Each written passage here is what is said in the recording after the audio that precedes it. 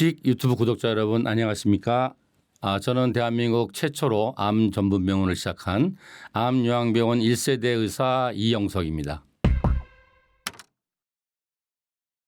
노후에 가장 나쁜 것으로 꼽히는 것 중 하나가 내장 지방인데요. 이제 내장 지방이 해로운 이유가 뭔지 설명 한번 부탁드릴게요.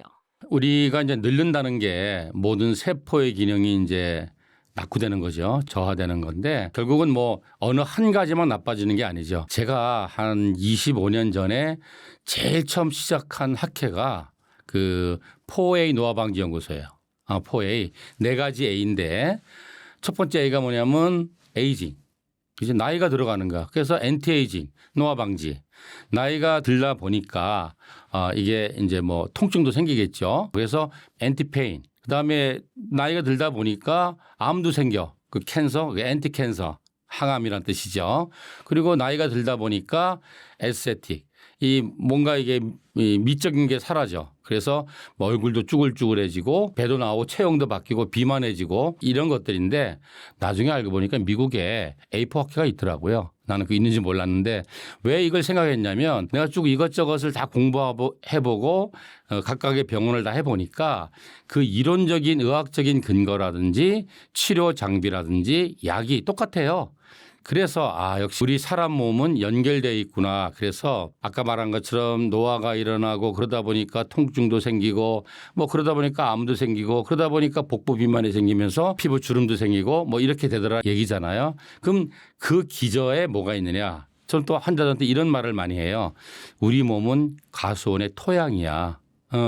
그래서 우리 가수원의 토양이 비옥하면 거름지면 거기서 알아서 맛있고 건강한 열매가 나는데 우리 몸의 토양이 오염돼 발암물질에 중금속에 활성산소에 오염되면은 다 이제 병든 열매들이 나는 거죠. 근데 현대의학은 그 근본적인 치료를 하는 것이 아니라 약으로 그 가지만 잘라주는 거예요. 고혈압 약, 당뇨 약, 암, 항암.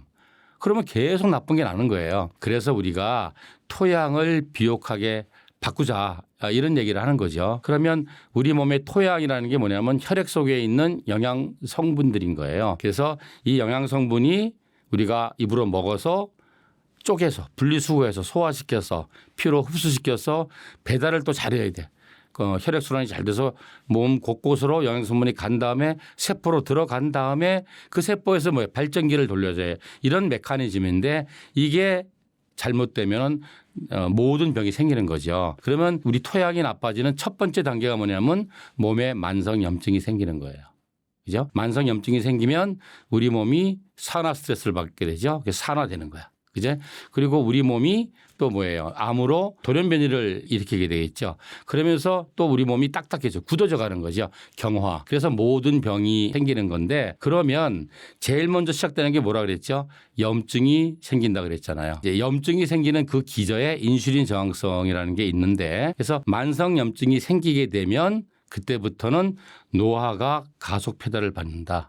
뭐 이렇게 생각하시면 되겠습니다. 그러면 염증이 생기는 거에 기저가 인슐린 저항성이고 인슐린 저항성이 되면 이제 뭐 지방이 안 타겠죠. 그래서 이제 내장 지방이나 혈액 속에 중성 지방이나 간에 지방간이 쌓이겠죠. 그래서 이 지방이 자꾸 몸속에 쌓임으로 인해서 몸이 염증으로 빠지게 되고 그러니까 노화에 가속 페달을 밟게 되고 그러면서 모든 구조물들이 우리의 장기들이 늙게 되고 병들게 된다. 이렇게 말씀드릴 수 있어요. 우리 그런 말 하잖아요. 옛날에 이거 의학적 근거가 없는 말인데 지금 생각하면 맞는 말이야. 학교 선생님들이 계속 옛날에는 그 칠판에다가 썼잖아요. 그러면 이제 백목가루가 다 들어가잖아. 그래서 선생님들이 맨날 회식할 때 삼겹살 먹는데요. 그 분필가루다 해독하라고. 그게 왜 그러냐면은 돼지에 지방이 많잖아요. 그 지방이 하는 역할이 여러 가지가 있는데 그중에 하나가 뭐냐면 쓰레기통이야. 몸속에서 자기가 영양분을 대사하고 나온 찌꺼기를 독소들을 그 지방에 모아놓는 거예요. 그죠? 그래서 뭐예요? 선생님들이 삼겹살을 먹으면 자기 몸에 있는 독소도 염증 성분도 거기에 모아놓겠죠. 그래서 해독이 되고 항염증이 된다 이런 건데 지금 생각하면 그게 일리가 있는 말이에요. 그러면 우리 몸으로 생각해 봤을 때 우리 몸이 자꾸 지방이 쌓인다는 건 뭐냐면은 그 쓰레기장이 자꾸 많아진다는 얘기야. 그죠? 그러면 뭐예요? 우리 몸이 쓰레기로 오염되겠죠. 그러면 염증이 생기겠죠. 그런데 또 환자들이 물어봐요. 염증이라는 걸 일반인은 어떻게 알아듣냐면 여기 어디 뭐 찔려가지고 곪아가지고 고름 생겨서 짜내는 걸 염증이라고 그래요. 그것도 염증이에요. 근데 그거는 급성 염증이에요. 그죠? 급성 염증은 어떻게 보면 우리 몸에 있는 군인들, 면역 세포들이 어떤 외부의 적이 들어왔을 때 싸우고 장렬하게 전사한 시체 덩어리야.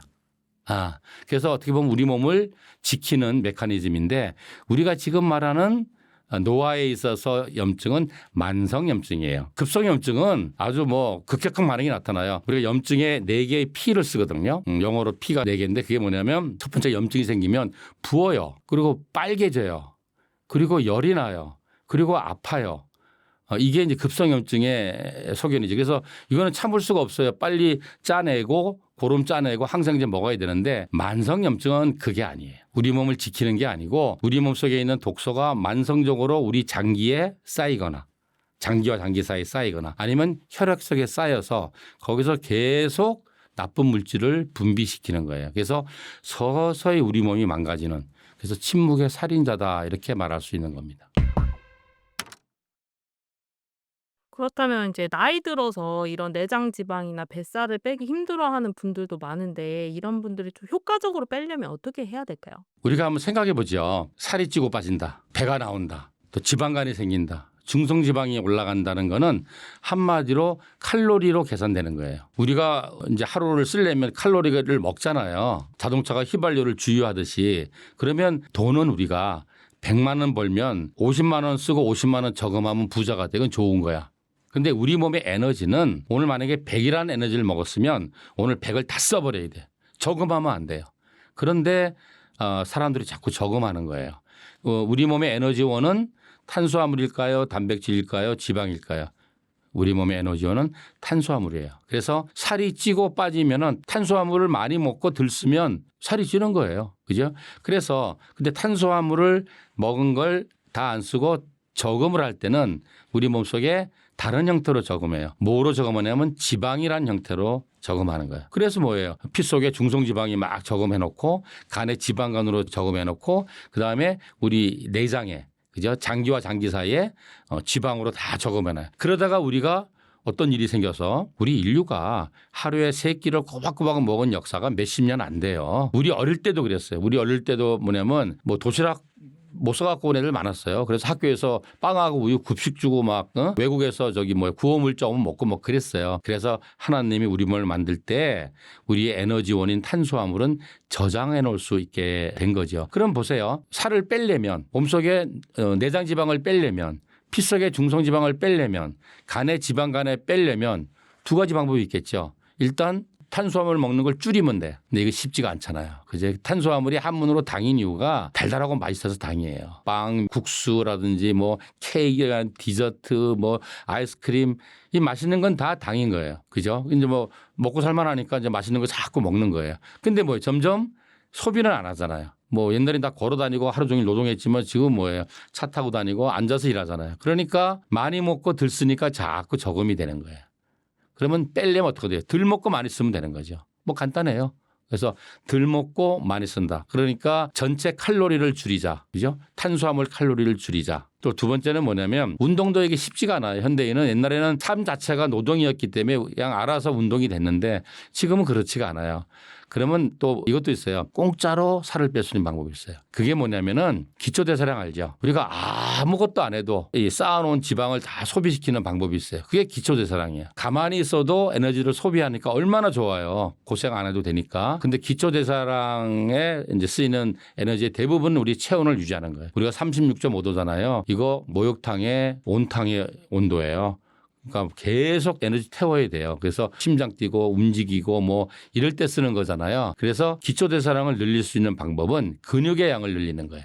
그럼 우리가 가만히 있어도 공짜로 몸에 쌓아놓은 지방을 줄일 수 있습니다. 그래서 우리가 기초대사량을 늘릴 수 있는 방법은 우리 근육량을 늘리는 거예요. 그러면 근육을 늘리기 위해선 어떤 영양소가 필요하냐. 우리가 탄수화물은 뭐라 그랬어요? 제가 그 자동차 휘발유라서 에너지원이라 그랬잖아요. 단백질은 뭐냐면 우리 몸의 벽돌이라 그랬잖아요. 몸을 구성하는 벽돌이에요. 그중에 특히 뭐예요? 근육을 구성하는 벽돌이에요. 그래서 근육을 자꾸 늘리려면 단백질을 많이 섭취해야 돼요. 그래서 특히 나이 드신 분들은 점점 근육이 약해지죠. 그 이유는 뭐냐면은 그 운동을 안 해서 근육이 약해지는 것도 있고, 두 번째는 우리가 음식을 단백질을 먹는다 하더라도 일단 나이가 들면 식욕이 떨어져요. 뭐 젊을 때는 그 삼겹살 막 2인분 3인분 먹고 뭐 라면까지 삶아 먹다가 나이가 들면 저만 해도 요새 뭐 고깃집 가면 1인분 먹기 쉽지 않아요. 일단 식욕이 떨어진다. 두 번째는 순서대로 생각해 볼게요. 식욕이 떨어져. 그게 많이 못 먹어. 또 더 나이 들면 뭐예요? 입에 또 이가 부실해. 잘 쪼개질 못해. 그리고 또 뭐예요? 위하고 췌장에서 소화 효소가 나와서 분리수거를 해줘야 되는데 이 소화 기능이 떨어져. 그러니까 잘 쪼개지지가 않아. 그다음에 피로 흡수해야 되는데 흡수 능력이 떨어져. 게다가 또 나이가 들어서 알부민이 떨어지게 되면 영양소를 운반하는 택배차가 줄어. 그러니까 이게 운반이 안 돼. 또 세포 속에 들어가도 이게 발전소잖아요. 확 태워줘야 되는데 태우질 못해.